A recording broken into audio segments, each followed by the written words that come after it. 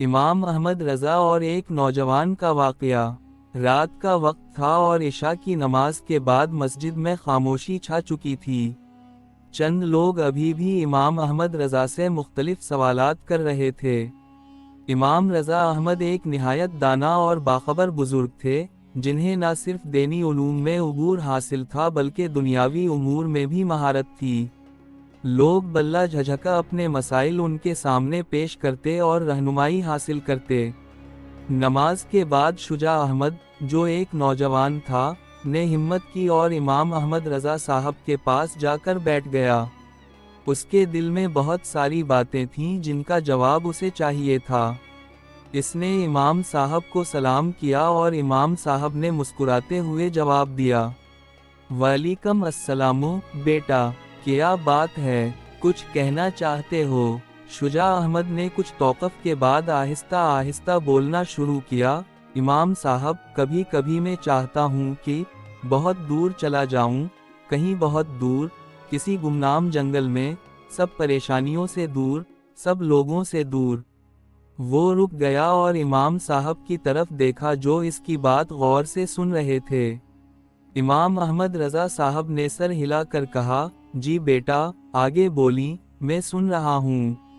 شجاع نے گہری سانس لی اور دوبارہ شروع کیا، مجھ سے لگی ہوئی امیدوں سے دور، لوگوں کی جھوٹی ہنسی اور رونے سے دور، پیسوں اور نام کمانے کے لالچ سے دور۔ امام احمد رضا صاحب نے مسکراتے ہوئے کہا، سمجھ گیا بیٹا، تمہیں بہت سی پریشانیاں محسوس ہو رہی ہیں۔ شجاع نے سر ہلاتے ہوئے کہا، جی امام صاحب، کبھی کبھی لگتا ہے کہ کسی جنگلی قبیلے کا حصہ بن جاؤں اور ساری زندگی وہاں گزار دوں، جہاں صرف پیٹ بھرنے اور زندگی بچانے کی فکر ہو، نہ کہ گاڑی، بنگلہ اور پیسے کے لیے۔ امام احمد رضا صاحب نے غور سے شجاع کی بات سنی اور کچھ دیر خاموش رہے۔ پھر انہوں نے کہا، بیٹا، تمہاری باتیں سن کر مجھے ایک کہانی یاد آ گئی۔ شاید یہ کہانی تمہاری دل کی حالت کو سمجھنے میں مدد کرے۔ انہوں نے شجاع کو ایک کہانی سنانی شروع کی۔ ایک بار ایک ننھا پودا تھا جو ایک جنگل میں اگنے لگا۔ شروع میں وہ بہت خوش تھا کیونکہ اسے کھلی ہوا، تازہ پانی اور دھوپ ملتی تھی۔ لیکن جیسے جیسے وہ بڑا ہوتا گیا، اس کے ساتھ مشکلات بھی بڑھتی گئیں۔ کبھی طوفان آتے، کبھی جانور اسے نقصان پہنچاتے، اور کبھی دھوپ کی کمی کی وجہ سے اسے مشکل ہوتی۔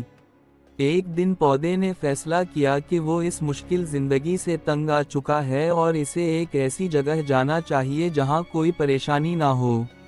وہ اپنی جڑیں اکھاڑ کر چلنے لگا، لیکن جیسے ہی وہ چلنے لگا، اس نے دیکھا کہ اس کے قدم اٹھانے کے ساتھ ہی اس کے ارد گرد کی مٹی گرنے لگی اور اس کے ساتھ موجود دوسرے پودے اور درخت بھی متاثر ہونے لگے۔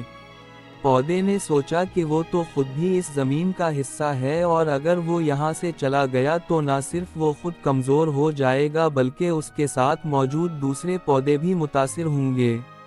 اس نے واپس اپنی جڑیں مضبوطی سے زمین میں گاڑ دیں اور یہ سمجھ لیا کہ مشکلات کا سامنا کرنا ہی زندگی کا حصہ ہے۔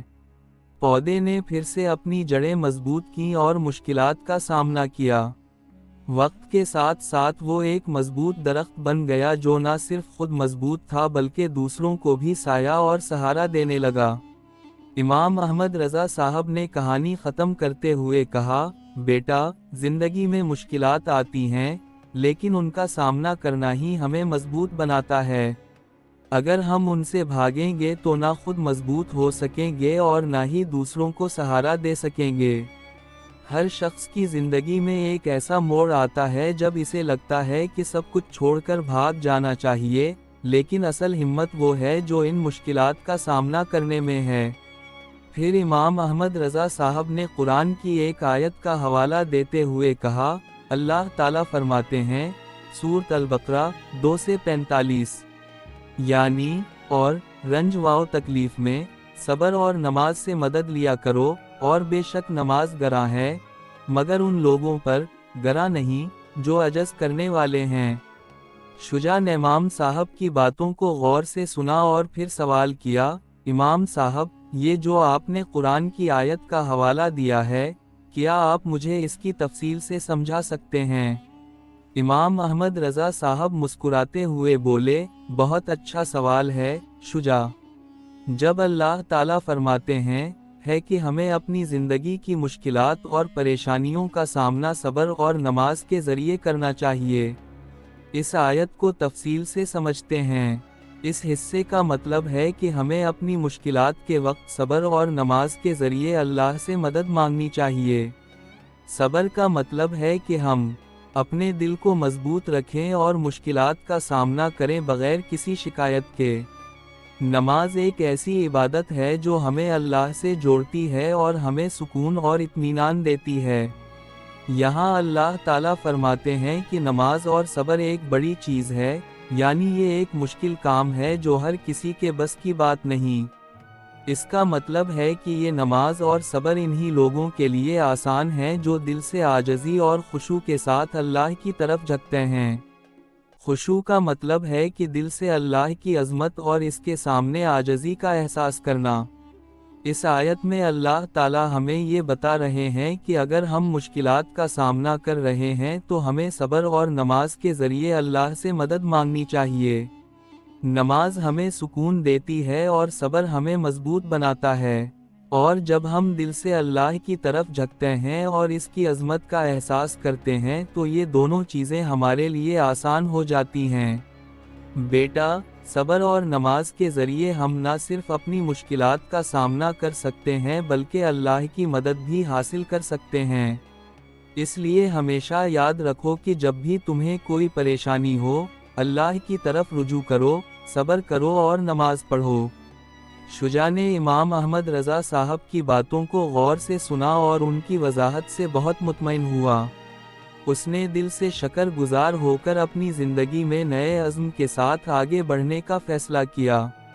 امام صاحب کی دانشمندانہ باتوں نے اس کے دل کو سکون دیا اور اسے مشکلات کا سامنا کرنے کا حوصلہ دیا۔